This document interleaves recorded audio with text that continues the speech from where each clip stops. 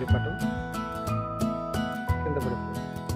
ఒకళ్ళు వంట వండుతారు, ఒకళ్ళు సరదాగా హోంవర్క్ రాస్తూ ఉంటారు, ఇంకొకళ్ళు ఆ డౌట్స్ని టీచర్ అడుగుతూ ఉంటారు.